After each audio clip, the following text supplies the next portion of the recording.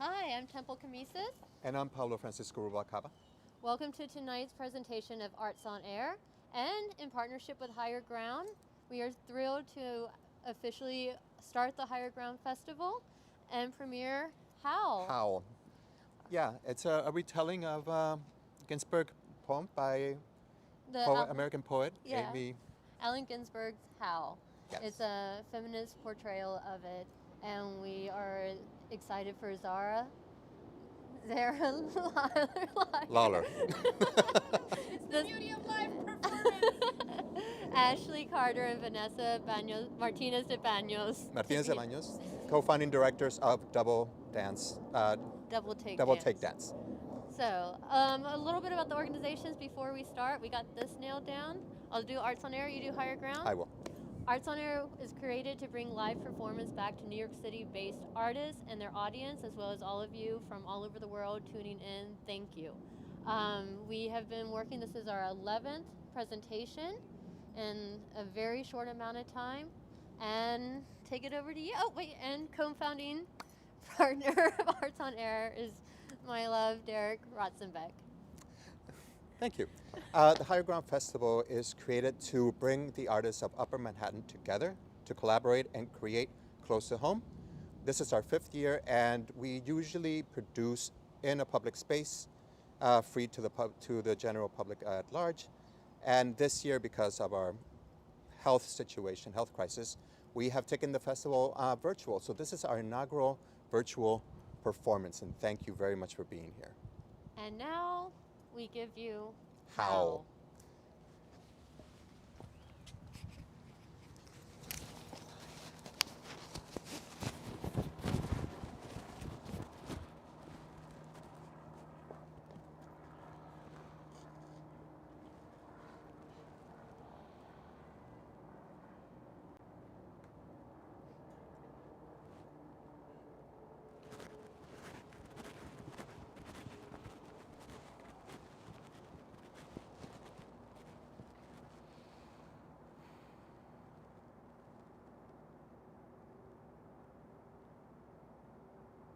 I saw the best minds of my generation destroyed. I saw the best minds of my generation destroyed. I saw the best minds of my generation destroyed by wedding planners, dieting, in shapewear, dragging themselves in cute outfits through the freezer section for the semi-Freddo bender.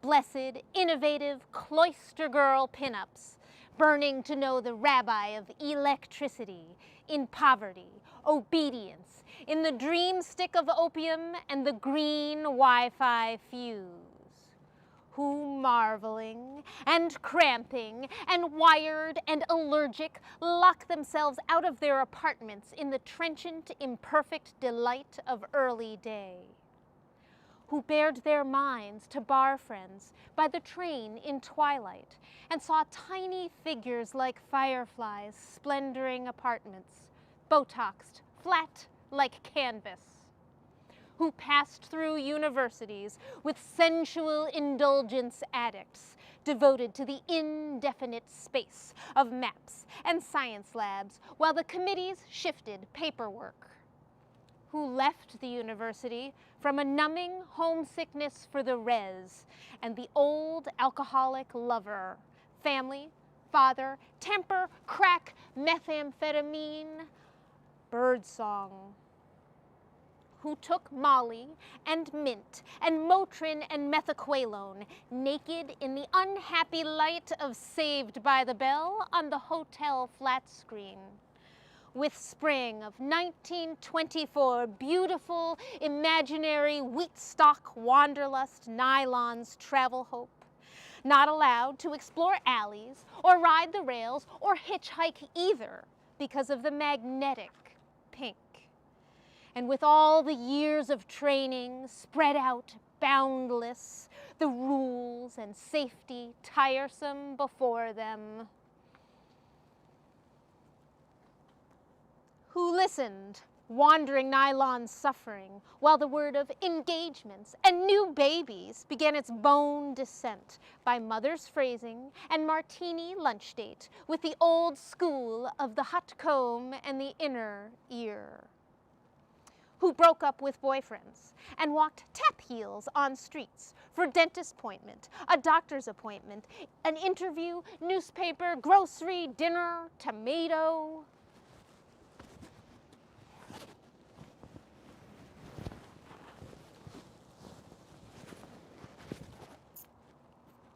Who saw her clothing was available in size 00, so it was time to disappear entirely.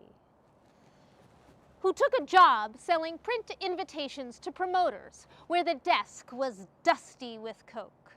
Aunt Mary, Aunt Nora, Aunt Hazel, and also dust. Who took the cab to the Upper West Side to deliver the express mail package of rocks and rocks of powder for the boss in his high-ceilinged, mirrored walls, comatose blonde sylph, and suits of bright licorice acrylic fibers. Who watched the mistress, arrayed in pelts, panther drunk and ringed with minerals, achieving her highest human form. Who considered the elevator speculum dilating her. Cataract, radioscope, telescope, manifestation. Who listened to the Today Show while she kindled exasperated on an exercise bike in the new pink.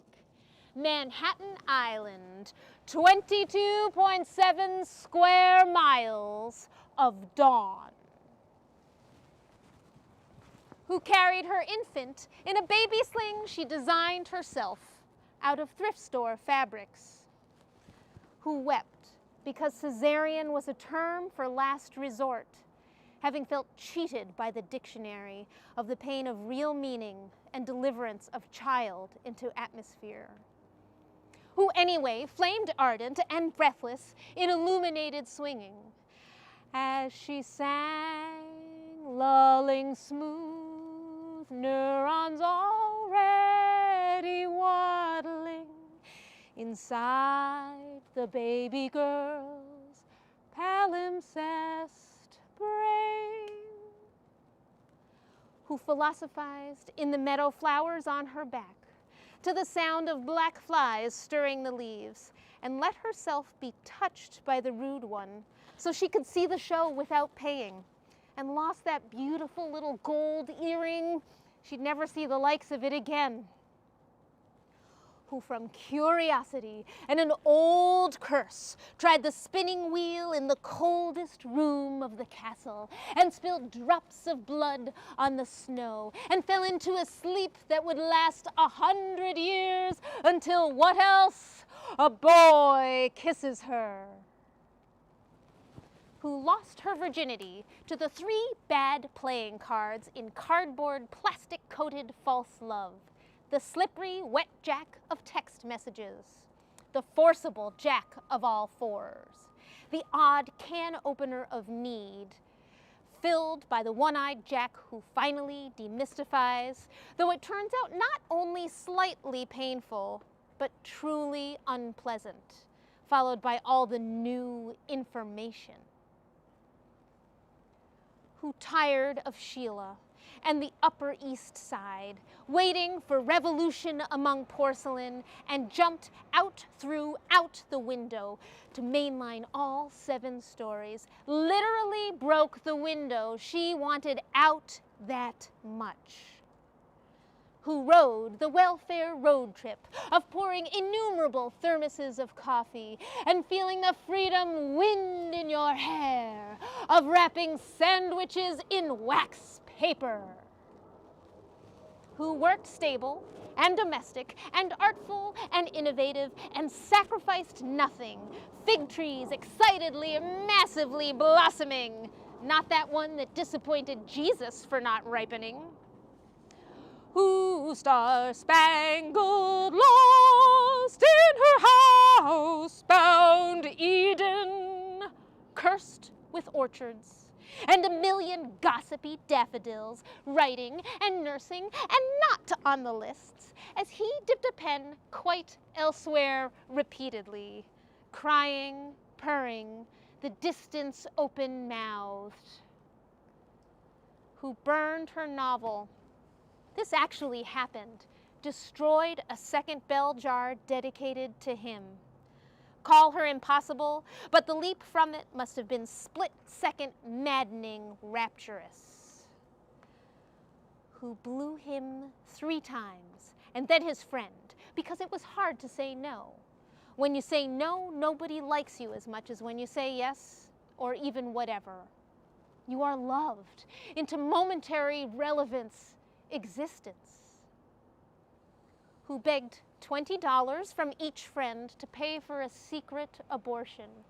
Her man needing the child, but not her, to show his father manliness by imperialism of the womb and eventual abandonment like any suburban mall. Who should have been on the road, but for the uterus repeatedly renewing its lease. Convincing energy affirmative. Right, honey? That's right, honey. Right there. Who lived the biography, filled, however, with biographies of the others for which she made a home.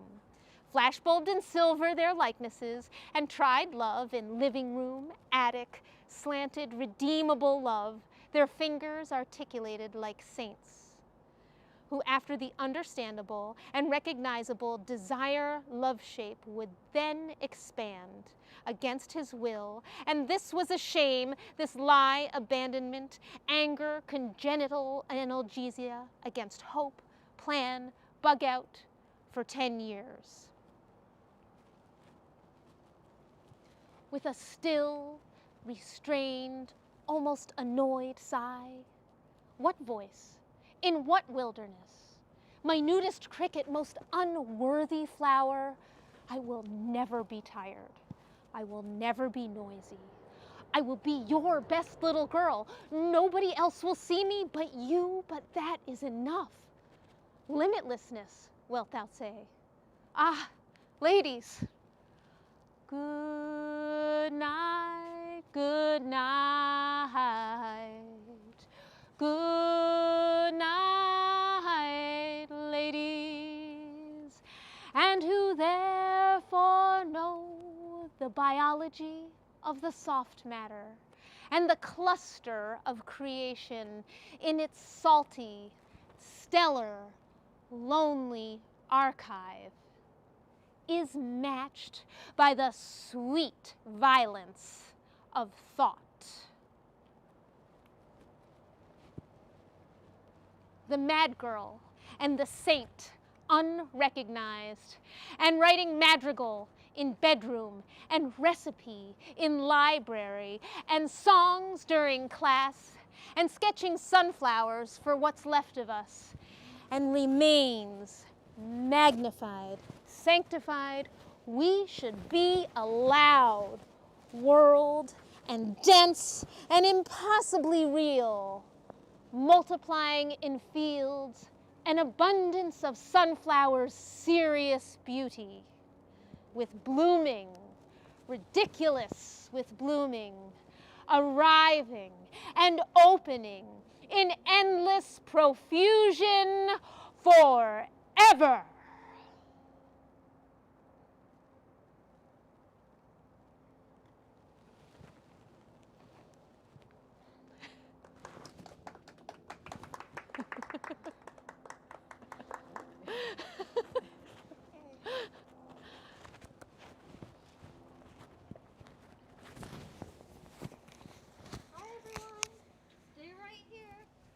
Please join us for a Q&A session with our lovely artist. Yeah, here, hold on to this 1 second. Great. So we will be joined shortly by creators of this piece, collaborating artists Zara Lawler, Ashley Carter, and Vanessa Martínez de Baños. And we'll be talking about this process. So yes, if you have any questions, if you have any comments, please just write them down and we'll read them out. We're getting tons of applauses. Well, great. Yay!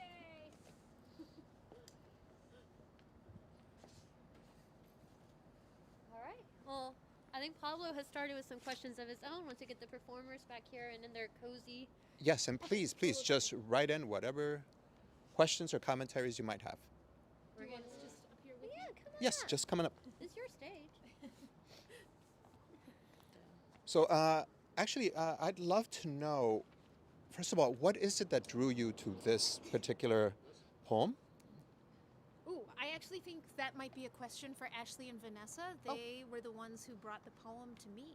Oh, great. And they need to blow their noses. So please come on in. Hi. Oh, so I'll just repeat the question. Yes, What was it that brought you to creating this piece, to this particular piece of literature? We had the idea of the piece, and then we just went through a whole bunch of poems, and Ashley brought this one up, and out of all of them, I think we all agreed that was the winner. Yeah, we had started to think about this concept, and I knew of the poem, but I wasn't intimately familiar with it. And then as I was reading through it, I was like, oh my God, this is amazing. It has so many layers to it, and even in the process, I think all three of us would agree that every time she performs this, we hear more and we hear different, and we find another layer and another way. It's wonderful how it's slightly different every time, and it kind of like builds nuance into it, and for us as well, and how to create movement that goes along with it. I would love to say something. I want to take this opportunity to thank her. I think she's done a beautiful job. The way she's reading the poem, I love it every day a little bit more, and it's thanks to the way you're performing it. So thank you. Thank you. Well, I mean, while we're thanking people, can I thank you guys for asking me to do this, because it's been so fun. And I think actually what's interesting about this poem as a piece for dance is that the rhythm of it is not predictable. It's not the same. It's not like it's just ye old iambic pentameter that kind of follows a pattern. And so I think it's been really interesting to work out a rhythm that works for the meaning of the words as well as for the movement. Yeah, I just kind of continue what Vanessa said, and that's part of like the genius in the way that you've been performing it, is that you find ways that I'm not a spoken word performer. That's not at the top of my list.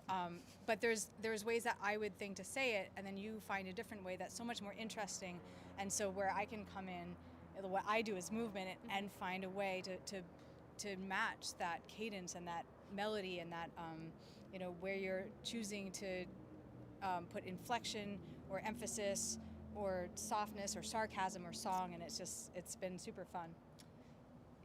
You know what was really fun about that is that a lot of times she would say a phrase a certain way, and we were like, no, we would love if you pause right here in the middle, because I want to hold this line longer. And she would be like, yeah, but that we were like, can you try, please?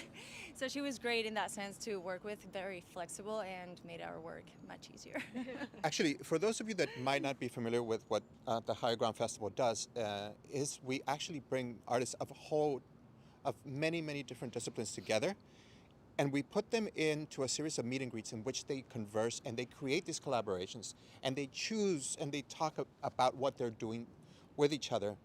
So now that you said they chose you, that might be something that's unclear. I was chosen. So this is something, because Zara is traditionally a flautist. Yeah. So what was the process through which you decided to go vocal on this? Well, as Temple said yesterday, I lied on my resume. But actually, what attracted me to the Higher Ground Festival 2 years ago in the first place is that all of my work is interdisciplinary. So I often combine spoken word with music, or theater and dance with music, and usually it's me sort of doing all of the above all at once, all by myself. And I just thought it sounded like I should come and check out what you guys were doing, and I actually feel like this was like a real Higher Ground success story, that this is exactly what you are trying to do. You bring together, they host these meet and greets a few pre-season, like before the final proposals are even made, so people get a chance to meet each other, sometimes more than once, and really talk over what's interesting and what skills they bring to the table. And Ashley and Vanessa had this idea to do a dance piece to a spoken word thing, and I think I was the only person who even had listed spoken word You that too. year. So Well, what's I got the interesting- job. But this actually ended up working out better because originally we were trying to find someone who also wrote their own material and could write something that was Oh, specific thank to God this. I didn't have to also write the poem. Thank God you didn't lie about that. I know. But then as it turned out, like that skill set does not always necessarily lend itself well to collaborating with dance and choreography and integrating that kind of thing. And we didn't know at the time that like integrated performance was sort of like your thing. And so it ended up working out, I think, better than if we had found someone who would write their own material, because I think it would be very rare to find someone who did that and then also does integrated performance. And you know, I think you're going to get into a little bit later like how this has maybe evolved and what our original thoughts were, but in terms of the way things ended up and the way we were able to put this together given the pandemic, we really couldn't have had a better collaborator. Actually, That we segues into a question. we have a question. From Emily Chamberlain. What did the creative here? I get it. What did the creative process look like navigating creating this piece through quarantine? It's a perfect segue. Please. Do you want to? Sure.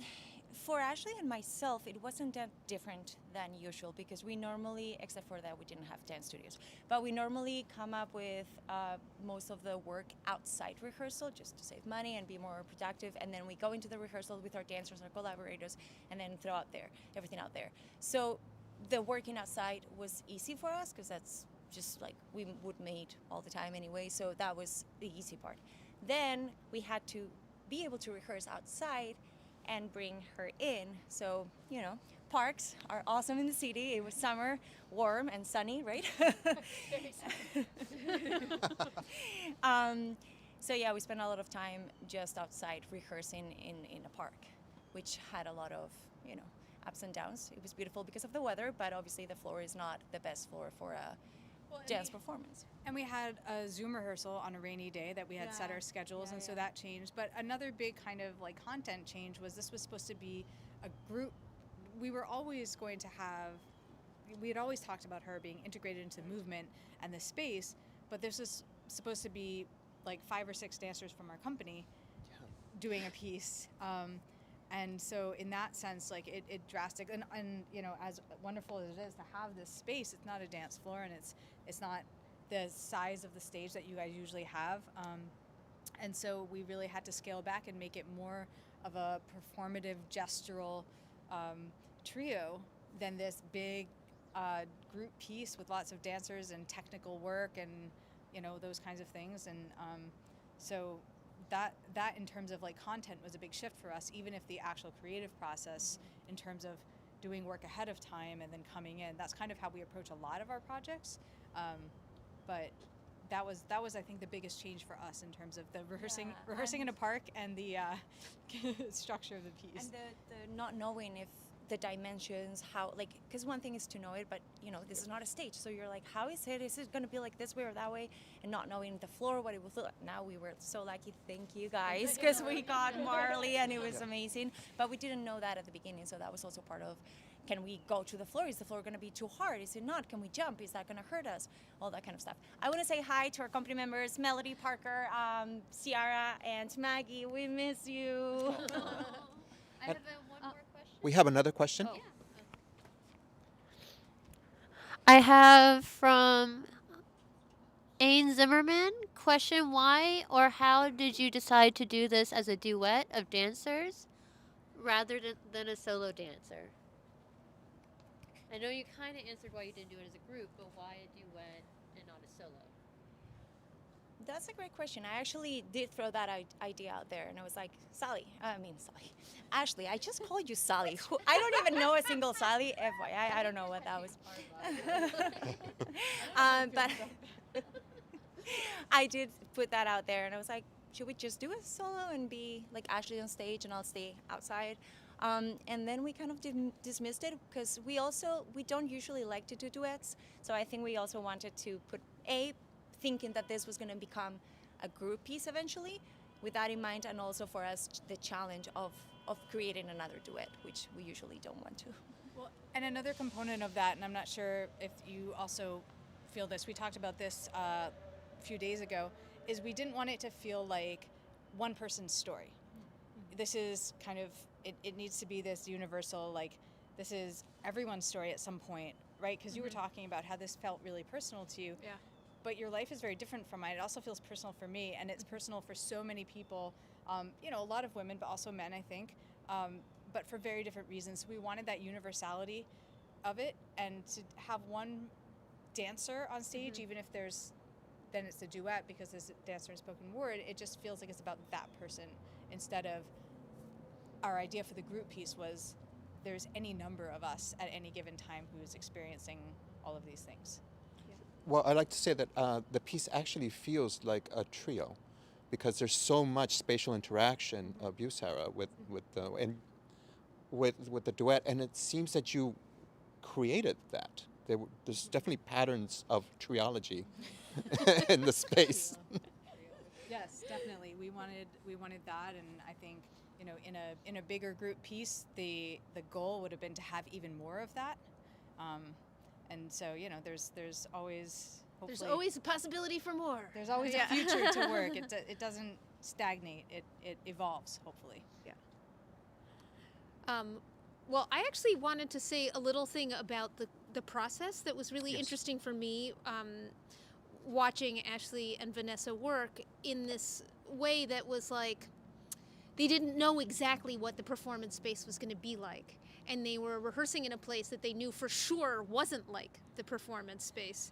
And so there was like this little openness to everything. Like, well, we'll plan on this, but it might have to change. We'll do this, but it might have to change. You'll be upstage of us, but maybe you'll be downstage of us. And I actually, you know, it was a really nice quality to leaving, to, you know, we had this like hard deadline, but at the same time to have this openness throughout the whole process, I think was a really nice, I think it allowed it to really develop as fully, I think, as it could have in the time.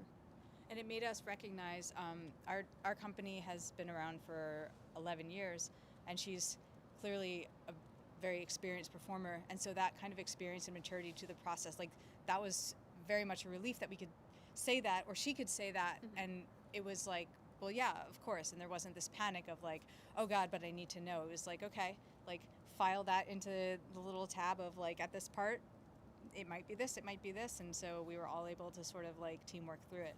It was great. Okay. Unless we have any other comments or And this questions. might have already been answered. Welcome to the Heights. This is the last question, but it might have already been answered, but just for you to directly answer it. Zadie, what was your greatest challenge in this piece? Oh. Huh. I mean, the greatest challenge was to not panic. I mean, and because I lied on my resume. You know, is to expand into doing something that is beyond what my direct training is. My direct training is as a musician, and I have years of experience doing other kinds of performing, but doing something that, you know, is technically outside my realm of training, for sure. That was a big challenge. And honestly, what was really exciting though is allowing it to be so personal. You know, for me, I'm living a much more domestic life than I ever have. I realized the other day I have not stayed home this much since like junior high. You know, it's really been a big change. And there's so many parts of it that are so wonderful, to spend this much time with my family and to have time, but to not have the creative outlets and the adventurous pursuits and the other things that I do. You know, it just really felt like this poem was about me and in a more specific way than my work often feels. So I don't know if that's really a challenge, but it was a really satisfying part of the process for me. We're very happy that you lied on your resume. Any other commentaries? Just my biggest challenge was letting go of the idea of like perfection, because we do a lot of technical repertory work where it is about line and technique and exact timing and exactly together with your ensemble, and just like this really physical dance work that from an aesthetic and physical standpoint we're working toward perfection. Like, no, again, that wasn't perfect. And in this, it was like this ebb and flow, which evolved and just really grew into what it was, instead of having this clear picture that you then refine. And so letting go of that for me, when so much of our work is about like reaching for that perfection, was a daily struggle. Well, we are, I guess, wrapping up, and we'd like to thank you on behalf of the Higher Ground Festival and Arts on Air. And please join us again on And the... please consider donating. Oh, yes, please consider donating. Do it.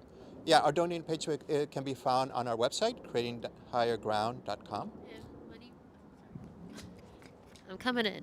And also, Arts on Air has set up a money pool, a PayPal money pool that you can donate to, as well as Venmo Arts on Air and Google Pay Arts on Air NYC at gmail.com. All right, so Do it. Donate. Please donate, and we'll see you soon. we'll see you next Wednesday or on Wednesday. Yes, on Wednesday. So please tune in, and thank you.